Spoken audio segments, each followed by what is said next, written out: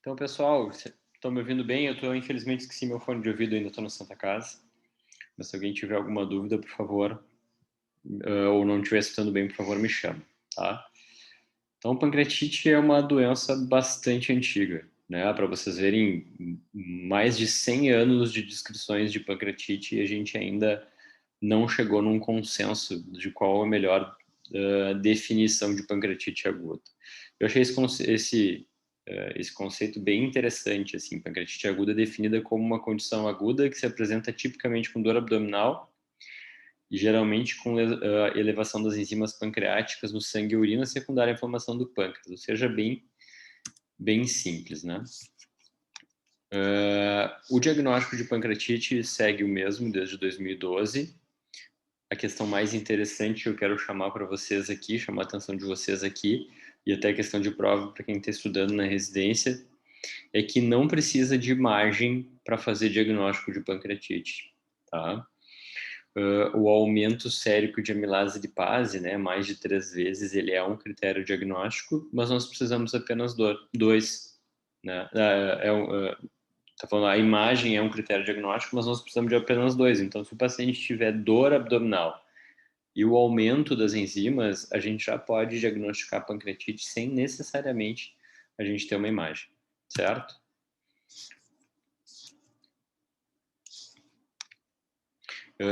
Então, falando um pouquinho da questão bioquímica, né, o diagnóstico mais comum é feito através da dosagem de amilase lipase.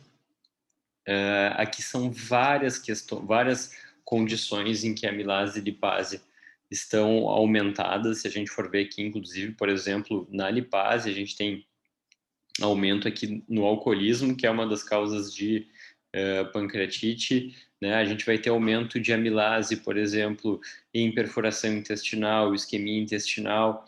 Então, algumas questões que podem sim vir a confundir o diagnóstico, tá?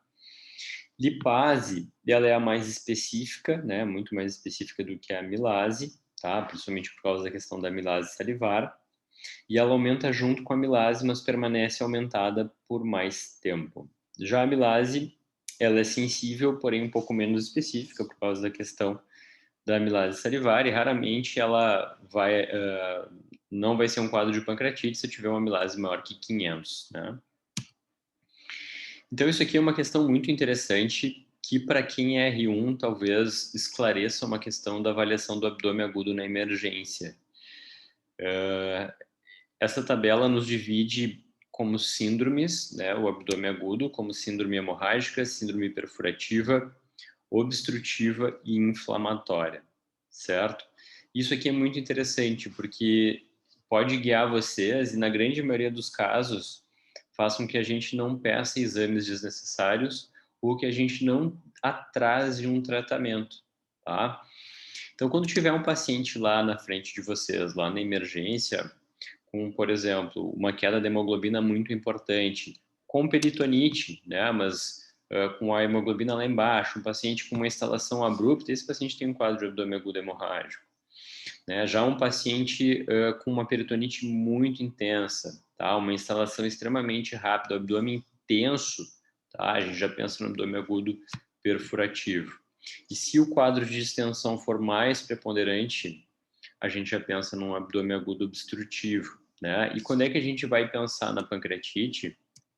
Nesse quadro um pouco mais misto, é um quadro inflamatório, onde a gente pode sim ter um quadro de peritonite, tá? Pancreatite, prestem atenção nisso aqui. Isso aqui às vezes confunde diagnóstico. Pancreatite pode dar quadro de peritonite, pode dar febre, pode dar distensão pela reação inflamatória que causa, tá? Então ele pode entrar numa grande confusão diagnóstica.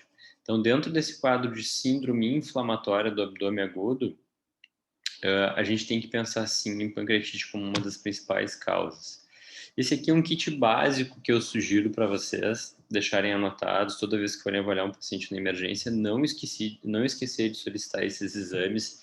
Esse é um protocolo básico para avaliação de um paciente com abdômen agudo na emergência. Então, ali amilase, lipase, hemograma, creatinina, ureia, TJ, GP, bilirrubinas, um exame de urina, um eletrocardiograma, porque muitas vezes pode ter uma dor cardíaca referida, né? E em mulheres, idade fértil, principalmente, em beta-HCG. Alguns sinais que a gente pode encontrar, então, ao exame físico, né? Sinal de Cullen, sinal de Fox, né? O de Cullen é bem fácil, todo mundo deve lembrar, que é esse hematoma periumbilical. O Cullen é a equimose na base do pênis, e o Gray Turner, que seria nos flancos, né? Então, esse aqui seria mais sinais clássicos de exame físico. Em relação à etiologia da pancreatite, a grande maioria dos casos é pedra, tá? 80% dos casos são biliares, a grande maioria dos casos considerados como idiopáticos também, né? Porque daqui a pouco era uma pedra única, quem nunca viu, né? Aquele caso do paciente que investiga, não tem nenhuma causa de pancreatite, e às vezes a gente pode utilizar até uma ecoendoscopia, vai lá e acha pequeno barro, quantidade de barro biliar ali na vesícula, né? E a causa acabou sendo um cálculo único que migrou, causou pancreatite, migrou, e a gente acabou ficando sem uma causa bem definida, né? E chamar atenção um pouquinho aqui para pós-operatório, né? Que a pancreatite pode acontecer no pós-operatório, e também chamar um pouquinho de atenção para os casos de pancreatite pós-CPRE, que pode girar em torno de até 3% dos casos, certo? Causas menos comuns, assim, também acontecem, como drogas, né? Mas a gente tem que ficar alerta, principalmente pacientes que usam múltiplas medicações. Medicação pode sim ser uma causa de pancreatite aguda. Eu peguei recentemente um caso de um paciente utilizando medicação para emagrecer, né? Ele estava usando análogo de GLP-1 e causou pancreatite. Teve um quadro de pancreatite bem chato, bem arrastado por causa do uso de análogo, tá? Então, uma medicação nova nem está nessa lista aqui que eu coloquei para vocês, mas vocês podem ver nessa lista que a gente tem medicações bastante usuais, assim, né? Diurético tiazídico, furosemida, enfim. Medicações que a gente vê direto os pacientes usando. Algumas outras causas que eu chamo atenção, né? Que principalmente em pacientes jovens existem fatores de riscos que são causas anatômicas, né? Um pâncreas de Vismo, por exemplo. E aí, o que acontece? Como é que começa a pancreatite? Tinha um vídeo anterior e acabou não conseguindo colocar. A pancreatite acontece com uma cascata inflamatória, onde as enzimas pancreáticas acabam extravasando dentro do parênquima, e aí começa a acontecer a ativação do tripsinogênio, e vai gerando uma cascata onde quanto mais inflamação gera, mais lesão causa, mais inflamação, mais edema, extravasamento, e aí começa a resposta inflamatória sistêmica. E a partir de então, pessoal, depois que desencadeou o processo, a gente não tem a menor ideia para onde a gente vai. Tá? Existem alguns fatores de risco para a gente desenvolver uma pancreatite mais leve ou mais grave, mas é extremamente variável e imprevisível para onde a gente pode ir. Então a gente tem que abrir muito olho com pancreatite. Casos extremos, assim, de uma necrose total do pâncreas, ou casos bem frustros, né, onde a gente tem pequenas alterações enzimáticas e o paciente com uma clínica bem favorável. E quais são os preditores de gravidade que a gente tem que ficar atento? E talvez aqui chamando atenção de novo para quem está no R1, que é quem vai fazer os primeiros atendimentos desses pacientes, tá? Então, pacientes que tenham comorbidades, né, pacientes obesos e pacientes com idade maior que 55 anos, são os pacientes com maior risco, né, de desenvolver quadros graves de pancreatite, tá? Critérios clínicos, e eu chamo isso aqui muita atenção. Isso é uma coisa de novo, isso não é mais novo, né? A gente está falando de recomendações lá de 2013, mas previamente a isso, para quem infelizmente fez residência já antes dessa época, como eu, a gente aprendia algumas outras questões de critérios diagnósticos, né? E principalmente de critérios de gravidade. Ele decorava Hanson, Apache, não sei o que, 1500, mas quando começaram a avaliar definitivamente o que realmente colocava o paciente dentro de um fator de risco maior, era a presença de CIRS, né? Então, relembrando os critérios de CIRS ali, né? Uma temperatura né? Ou seja, febre, uma temperatura oxilar maior que 38, frequência cardíaca aumentada, frequência respiratória aumentada, né? Leucocitose. Então, 2 ou mais desses critérios já colocam o paciente em CIRS. E o que que acontece? A CIRS é o principal preditor de gravidade. Olha que interessante, tá? Olha que interessante. Se a CIRS for transitória, ou seja, menos de 48 horas de CIRS, a gente considera que a mortalidade é de 8%. Agora, se ela for persistente, mais de 48 horas, a gente passa a ter uma mortalidade de 28%. Tá? Então, é muita diferença. E que leva à falência orgânica, tá? Que é o grande fator determinante de mortalidade, né, na avaliação da pancreatite. Que pode ser falência hemodinâmica, falência renal, pulmonar. Sendo persistente, também persistente a gente usando o mesmo critério de mais de 48 horas, a gente tem um grande marcador de gravidade. E claro que a gente tem marcadores séricos e outros scores, né? Como eu falei para vocês, o Hanson aqui, que até tem alguns... acho que deve ter até música para a gente decorar os critérios de Hanson que aparece na prova, né? Só para quem vai fazer prova, então, lembrando aí que é o TGO, que é marca risco, né? E não o TGP. Tem o Apache também, onde são 12 critérios, o paciente pontuando mais de 8 também entra em risco, e marcadores séricos, né? A gente considera um ponto de corte de 150 para PCR, tá? Sendo, se for maior que 300, ele tem ainda maior acurácia, procalcitonina também como reagente inflamatório, e, óbvio, de novo, nenhum desses foi claramente superior à questão da CIRS persistente como marcador de gravidade em pancreatite. E o tratamento vocês conhecem muito bem, então a gente tem que fazer uma hidratação importante do paciente, tá?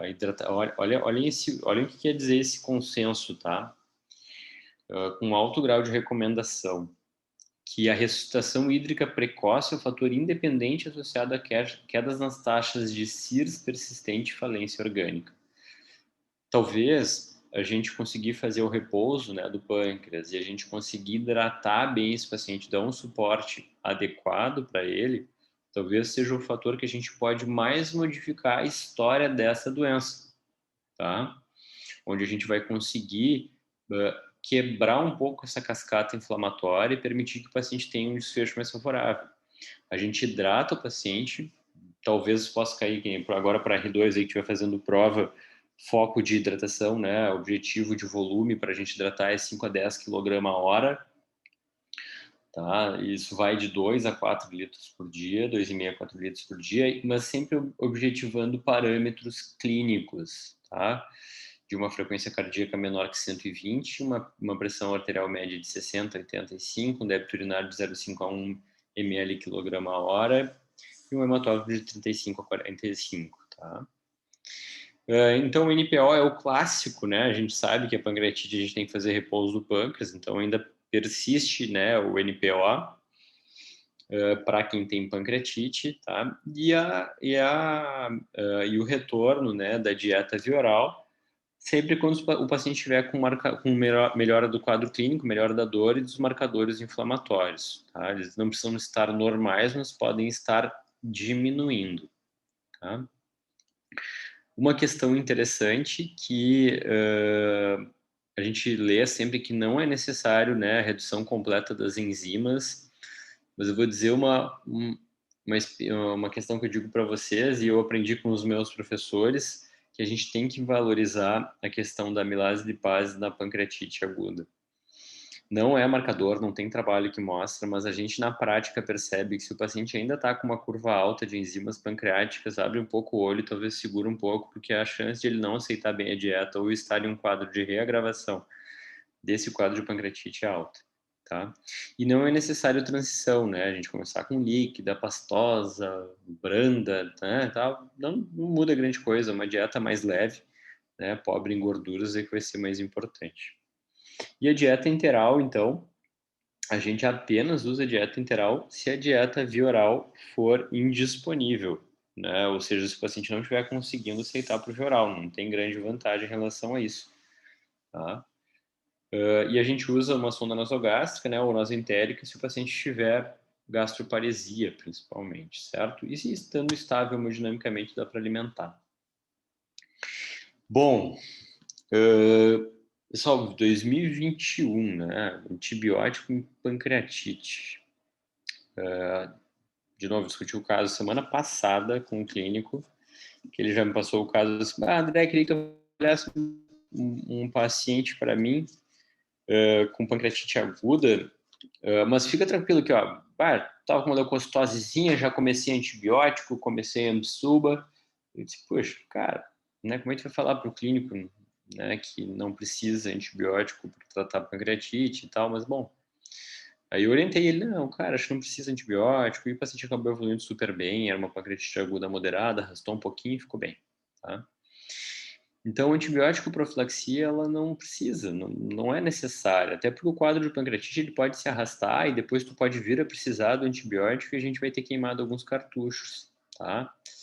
Nem na necrose, né? Então, o paciente que tem necrose também não necessariamente precisa de antibiótico. Talvez a gente tenha um asterisco aqui que haja algum benefício do uso de antibiótico em pancreatite aguda severa, que é aquele paciente que já chega com cisto persistente e necrose importante do parênquima pancreático. Então, nesse caso, talvez valha a pena a gente entrar com antibiótico, né, para não estar perdendo o tempo.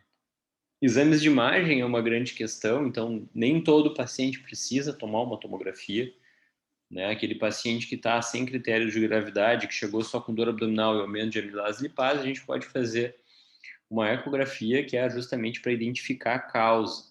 Tá? Aqui eu vejo muitos casos aqui que chegam na emergência ganhando o tomo de graça. Tá? E esse é o primeiro exame que a gente tem que solicitar.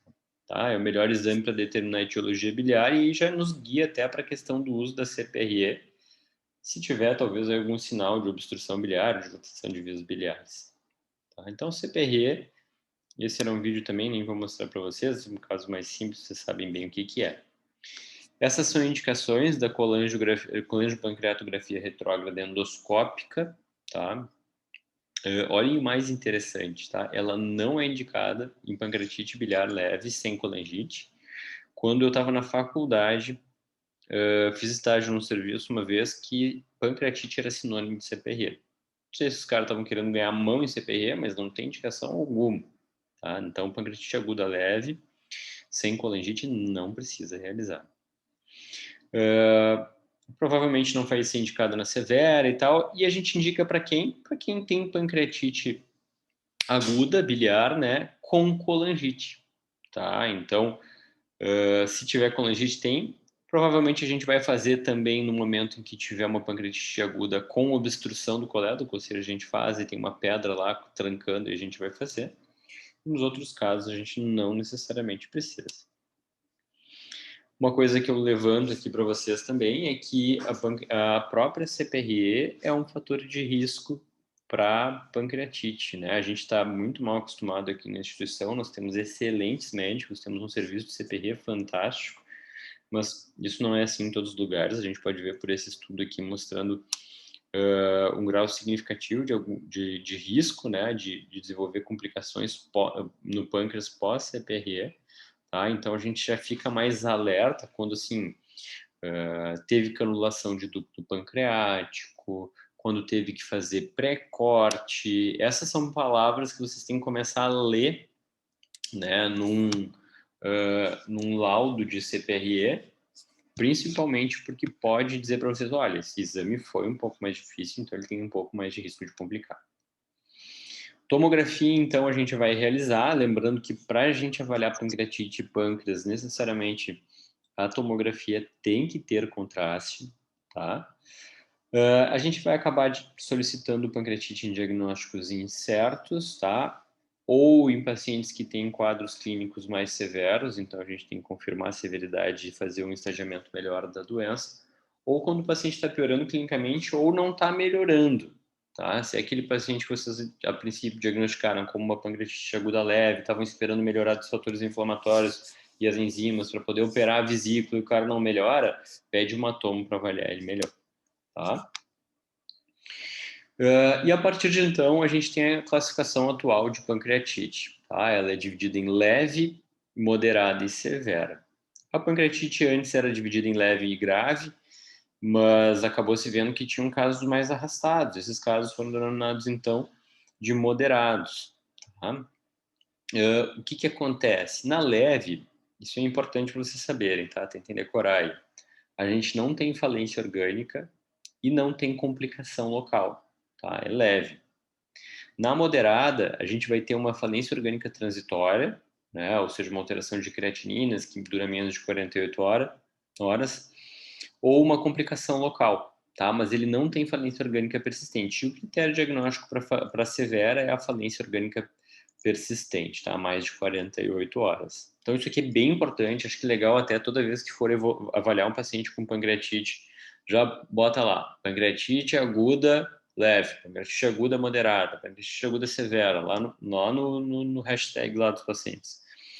Por quê? Porque quem for ler daquele caso já vai estar sabendo, já vai estar tendo uma noção de qual o prognóstico dessa doença, certo? Deixa eu ver uma coisa aqui. O professor mandou uma mensagem, alguma coisa? Não, só um legal. Beleza. Tá? Então, aqui os critérios de falência persistente. Então, alguma questão de complicações locais, que daí a gente consegue colocar como moderada, né, que foi o que trouxe, né, para a questão da classificação moderada, tá, com falência orgânica menor do que 48 horas. Então, vou falar um pouquinho de complicações locais. Então, o que vocês veem aí, tá, nessa tomografia? A gente vê ali o D, né, de duodeno, né, bem sugestivo, e a gente vê a estrela na cabeça do pâncreas. E a gente consegue ver uma coleção líquida peripancreática. Vocês estão vendo? Como é que a gente vai chamar isso? Opa, deixa eu voltar. Coleção líquida peripancreática. Tá? Mais fácil que isso, impossível. Tá? Isso é estéril, né? Não tem bactéria ali. Pelo amor de Deus, guardem as agulhas, não me botem agulha onde não é para botar. Tá? Então, coleções líquidas peripancreáticas não precisam ser drenadas, elas vão ser absorvidas, mas elas já nos indicam que isso é uma pancreatite aguda moderada, porque é uma complicação local, certo? Elas geralmente acontecem com menos de 4 semanas, elas não têm pseudocápsula, elas acontecem numa pancreatite aguda endematosa, tá? Não tem sinais de infecção, geralmente, né?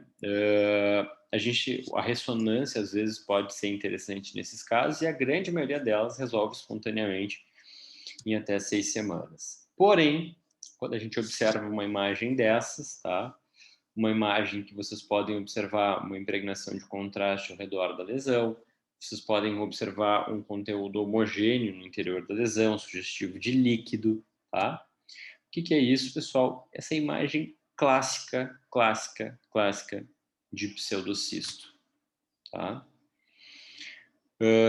Por que ele é um pseudocisto? Porque essa cápsula que envolve esse cisto, essa coleção líquida, ela foi se formando pela expansão do líquido no interior dela, de uma forma mais lenta, ou seja, mais de 4 semanas, e pela compressão dos tecidos adjacentes com a reação inflamatória, formando essa pseudocápsula que é extremamente resistente, né?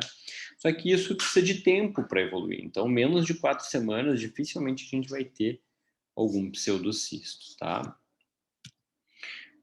50% deles acabam resolvendo sozinhos, né? Tem uma excelente resposta a tratamento endoscópico e raramente ele pode se tornar infectado, né? E aí sim ele precisa de algum tratamento, seja por punção, endoscopia ou cirurgia, né? E os mais crônicos a gente pode tratar com a colocação de stent endoscópico ou cirurgia derivativa. Isso cada vez menos comum, eu não sei por quê, assim, que aparece cada vez menos pseudocisto. Alguém operou aí de vocês? Já operou um pseudocisto de pâncreas na residência ou não? Vê se tem alguém acordado essa hora. Eu e o José operamos uns 2 esse ano ou ano passado, entre esses anos aí. É mesmo, né? Tá. Porque ele tem se tornado cada vez menos comum, assim, não sei se o tratamento endoscópico, mas eu acho que a grande questão é o tratamento conservador, né? Como a maioria resolve, a gente aprendeu isso, né? A maioria acaba resolvendo, acho que a gente não tem chego para operar, né? Tem só observado esses casos, né? E é uma cirurgia muito bacana, diga-se de passagem, muito legal, porque tu resolve ela, tu vai lá e faz uma anastomose com o órgão ali, resolve ela e pá, é muito bacana. O paciente está extremamente sintomático, fica muito agradecido. Bom, aqui a gente já começa a complicar um pouco essa questão, tá? Aqui a gente já começa a ter necrose, né? Então, quando vocês veem ali a estrelinha preta aqui, ó, não sei se dá para ver a setinha que eu tô mexendo. Aqui, ó. A estrelinha preta aqui, né? Essa aqui, então, é o pâncreas, tá? Deixa eu apagar aqui. Então, aqui a gente tem pâncreas, ó, tá? Aí o pâncreas aqui, ele tá impregnado pelo contraste, ó. Aqui a gente tem mais um pouquinho de pâncreas impregnado pelo contraste, tá? Mas, o que a gente observa? Que nessa estrelinha branca aqui, em toda essa parte aqui, a gente tem uma área que não tem impregnação de contraste. Então, essa aqui é uma área de necrose. Não necessariamente isso aqui significa infecção, tá? Não tem nenhum sinal de infecção aqui, pelo amor de Deus, tá? Então, então entendam que necrose não necessariamente significa ter sido infectado. Deixa eu só fechar isso aqui, certo? Bom, então aqui, quando é que é necessário intervir numa pancreatite, tá? Quando a gente vai precisar manejar as complicações da fase aguda, minimizar sequelas a longo prazo e evitar novos episódios, tá? Na necrose não infectada, quando é que a gente vai operar? Muito raramente, tá? Muito raramente. Deixa quieto. Só que às vezes o que acontece? Ela obstrui o estômago, né? Obstrui duodeno, tá? Então, se por acaso, né, obstruir via biliar, se precisar ser operado, tem que tentar postergar ao máximo possível. Bom, já na necrose infectada, né, a questão é bem, como é que eu vou dizer, bem diferente. Aí tem que fazer, aí tem que operar, né? O que acontece? Isso aqui eu estou falando para vocês de um quadro agudo mais precoce, onde o paciente evolui rapidamente com uma necrose infectada, e quando a gente vai para o desbridamento cirúrgico, tá? Maia, aproveita para me dizer aí, vocês já fizeram algum desbridamento, alguma necrosectomia pancreática aberta? Aberta, eu acho que teve uma quando eu era R2 ou R3, e as últimas a gente tem feito todas por vídeo. Tá, então olha que interessante isso, tá? Pessoal, isso é uma evolução absurda. Não sou tão mais velho assim, mas quando eu fiz residência de geral era extremamente comum isso, tá? Nós éramos a equipe referência em pancreatite no hospital, então eles mandavam muita pancreatite para a gente avaliar. E era bem comum, e era assim, ó, aquela função, porque toda vez que tinha um paciente que ia para cirurgia de desbridamento, o R1 já sabia que ia dar muito trabalho, né? Ia ter que lavar muito dreno, porque realmente o pós-operatório é bem demorado. E a gente sempre discutia como fazer. Quando eu tô falando aqui em técnica fechada, não tô falando em vídeo, tá? É laparotomia, e aí se escolhia se ia fechar a barriga e deixar drenos ou se ia deixar a barriga aberta, com peritoneostomia, tá? Então, fístula, insuficiência exócrina, endócrina pancreática, mortalidade absurda, assim, extremamente alta. Até que se começou, então, a avaliar a questão do step-up approach, tá? Isso aqui mudou a nossa vida dos cirurgiões, porque realmente é muito melhor fazer esse tratamento desse jeito. E também a vida dos pacientes, né? Como é que é feito, então? Quando o paciente está com uma necrose infectada, ao invés de operar ele, é feita a drenagem, tá? Então, inicialmente se coloca um pigtail. Geralmente a gente prefere esse espaço aqui para fazer... para fazer esse espaço aqui, ó, aqui vocês veem tá o rim aqui, e aqui o baço, cadê o baço? Não tá aparecendo aqui, tá? Mas tem o cólon para cima, tá? Abaixo do baço, então ficou o cólon aqui, o rim para cá, e a gente faz dentro, nesse espaço aqui, essa punção, tá? Então, geralmente é por aqui que a gente acessa, porque é o local mais favorável para a gente ter um acesso ao vídeo laparoscópico depois, tá? Então a gente faz a punção, vai dilatando, vai fazendo dilatações, colocações de drenos cada vez maiores, até a gente poder entrar com a videolaparoscopia e fazer a necrosectomia videolaparoscópica. Olhem que interessante esse caso aqui, esse estudo foi um estudo randomizado, né? Onde ele conseguiu fazer essa técnica minimamente invasiva, tá? Observando não uma grande diminuição em mortalidade, né? Mas o que ele observou? Muito menos complicações dos pacientes, tá? Sugerindo, então, desfechos bem interessantes, tá? Ó, então aqui, e o mais interessante, né? 35% dos pacientes conseguiram ser tratados apenas de forma percutânea, então não precisaram nem ser operados. Então, muito interessante. E o VARS, né, que seria essa desbridamento retroperitoneal vídeo-assistido, ele vem sendo usado cada vez mais. Nesse outro estudo, então, eles sugerem colocar um catéter de 12 French, depois um catéter de 20 French. Às vezes a gente tem um pouco de dificuldade de conseguir esse catéter. E só então realizar o desbridamento videolaparoscópico. Nesse estudo, então, eles precisaram intervir apenas um paciente, né? Apenas um paciente realizou apenas uma intervenção. Apenas uma intervenção foi necessária em 81% dos casos, ou seja, uma grande vantagem, tá? Com nenhuma mortalidade nesses casos. Então, já mostrando uma grande vantagem da técnica videoassistida. Então, aqui mais uma vez como é que ela é feita. E em alguns casos, os médicos utilizam até o endoscópio, pela flexibilidade e pela possibilidade da limpeza, da autolimpeza da ótica. Então, alguns médicos usam isso. Qual é o tempo para a gente fazer as drenagens? É sugerido, então, que se deixe em torno de 2 semanas, seja revisado a cada 2 semanas para poder fazer a troca dos drenos e progredir para a próxima fase, tá? Então, ó, considerando que a mortalidade da necrosectomia aberta é de 35% e a morbidade de 95%, hoje a gente tem a certeza aí que o tratamento de escolha é iniciar com a punção, tá? E, pessoal, em pancreatite a gente tem que ter muita, muita calma, porque quem já fez uma necrosectomia pancreática precoce sabe que não consegue fazer a necrosectomia, porque o tecido ainda está bastante vascularizado, ele ainda não soltou do pâncreas. Então, quanto mais a gente puder postergar, melhor. A gente não tem nenhum ensaio clínico randomizado que nos diga perfeitamente qual o tempo para fazer isso. A observação, ele tem que ser caso a caso. Alguns sugerem, inclusive, em casos mais graves, de necroses mais extensas, realizar uma drenagem precoce já para ter o acesso e ir formando o trajeto ao longo dessa evolução, mas isso não tem nenhuma resposta ainda. Tá? Então, o que a gente falou até aqui, então, foi da pancreatite aguda, inicialmente lá das complicações ali de coleção líquida peripancreática e pseudocisto para as pancreatites agudas e edematosas, e agora a gente veio para a questão da necrose, tratamento da necrose, e agora nós temos as complicações tardias das pancreatites agudas necrotizantes, tá? Que são as coleções líquidas peripancreáticas pós-necróticas, tá? Geralmente, então, um paciente teve uma pancreatite aguda necrosante, tá? E a gente vai observar ali uma coleção fluida com componentes mais densos que acaba evoluindo para uma maturação que acontece uma liquefação da necrose tendo um aspecto sólido e líquido, tá? Que a gente chama de walled-off necrosis, tá?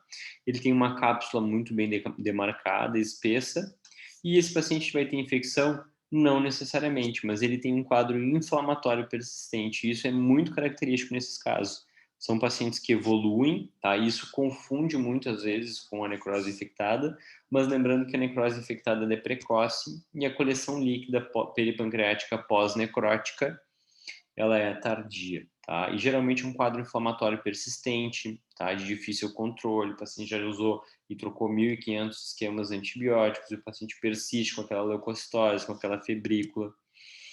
Então, qual é a grande questão, né? A gente pode abordar ela, né? Principalmente quando esse quadro ele é persistente, tá? E a gente pode ter algumas formas de tratamento, seja através de cirurgia, seja através da forma percutânea, que dificilmente a gente consegue resolver por causa dos debris, ou endoscópica, tá? Bom, deixa eu mostrar para vocês mais ou menos como é que funciona, tá? Então, esse é o tratamento sugerido por endoscopia. Deixa eu só voltar aqui e mostrar esse fluxograma para vocês. Tá, então, qual é a grande questão aqui? O que eles sugerem fazer aqui nesse caso?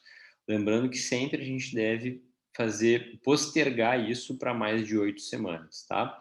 E para aquelas que são encapsuladas, a gente tem algumas opções de tratamento. O que eles mostram aqui é a opção de tratamento por endoscopia. Como é que é feito isso? Entra pelo estômago com endoscopia, faz uma abertura posterior na parede do órgão, geralmente e de preferência com a utilização da ecoendoscopia, entra com o endoscópio dentro da coleção e coloca uma prótese, tá? E através dessa prótese tu pode repetir a tua endoscopia e ir limpando essa coleção dia após dia. Isso aqui é muito interessante, tá? Esse aqui é um outro caso, tá? Onde é feita a colocação de uma guia, é feita a dilatação percutânea do trajeto, entrada com endoscópio, colocação de um dreno. Quero mostrar uns casos para vocês aqui, que foram alguns primeiros casos que a gente acabou fazendo aqui no hospital. Essa é uma paciente de 33 anos, feminina, puérpera, tá? Que ela iniciou com quadro de pancreatite aguda grave após uma CPRE e teve uma falência de múltiplos órgãos, tá? A paciente teve que ir até para a laparostomia, ela ficou com peritoneostomia ali na CTI. 4 semanas após, ela persistiu com quadro de CIRS persistente, né? E a gente observou, né? Bom, era uma paciente com uma pancreatite aguda necrosante, tá? O que a gente acabou fazendo? Fazendo a punção, colocação de drenos, depois a gente passou um fio guia através desses drenos, e esses videozinhos aqui que eu não vou conseguir passar para vocês. E a gente conseguiu entrar com um vídeo aqui dentro, fez toda a necrosectomia, vamos ver se eu consigo, ó. Não estou conseguindo rodar os vídeos, infelizmente. Então a gente coloca até um trocáter e faz a necrosectomia. Mas se não conseguir recuperar esses vídeos, eu vou pegar aquele teu que vocês fizeram para colocar nessa aula. E a gente faz toda a necrosectomia, às vezes com a utilização de uma pinça em anel, a gente vai conseguindo retirar esses pedaços de pâncreas necrosado. Não vou conseguir fazer. Bom, essa paciente teve uma fístula pleural também, por causa das coleções, uma adrenopla pleura, enfim, teve várias complicações, mas acabou saindo super bem, acabou não sendo operada, não precisando de nenhuma intervenção intraperitoneal, não teve nenhuma fístula, não teve nenhum sangramento. Essa aqui é uma outra paciente, então, de 48 anos de idade, uma paciente com múltiplas comorbidades, tá? Que acabou tendo um quadro semelhante ao de uma pancreatite aguda. O que aconteceu com essa paciente foi um caso muito interessante, que ela teve uma perfuração uma janela posterior pós-CPRE, ela teve uma perfuração com extravasamento de secreção pancreática no retroperitônio e teve um quadro muito semelhante a uma pancreatite aguda necrosante com extravasamento de enzimas pancreáticas, fazendo uma necrose importante de peritônio, de retroperitônio. Ela acabou sendo submetida à cirurgia, foi feita uma laparotomia exploradora com necrosectomia aberta. Só que o que acontece é que depois de 4 semanas ela começou a fazer coleções líquidas necróticas organizadas, tá? E para não precisar operar novamente essa paciente, a gente acabou fazendo um step-up. Então colocamos drenos, fomos lavando, aumentando o calibre dos drenos, fazendo a dilatação do trajeto, como vocês podem observar ali. E infelizmente não vou conseguir mostrar para vocês os vídeos, mas a gente fez toda a necrosectomia. Olhem que interessante, isso aqui é a visão de dentro da cavidade da coleção necrótica. A gente consegue observar já umas paredes, depois de algum tempo de drenagem, lavagem, algumas paredes bem formadas, vermelhinhas aqui do lado, e debris que nunca sairiam por drenos dentro, certo? E aqui a gente consegue tirar essas porções, ó, isso aqui é gordura liquefeita junto com pedaços de pâncreas e tudo mais. E a gente consegue tirar apenas por essas incisões. Então isso aqui é o aspecto final, olhem ali, já limpo, tá? Isso aqui é aspecto limpo porque a gente está observando, imagina isso aqui como se fosse dentro da cápsula de um abscesso, tá? Que a gente está conseguindo observar aqui. De novo, pacientes casos gravíssimos, gravíssimos, com mais de 100 dias de internação, mas que acabaram tendo uma evolução bastante satisfatória.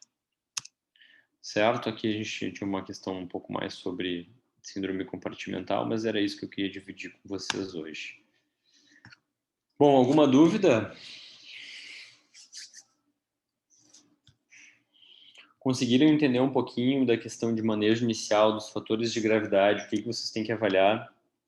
Conseguiram entender um pouquinho qual a diferença de tratamento e como é que a gente faz o tratamento nesses casos de pancreatite mais grave?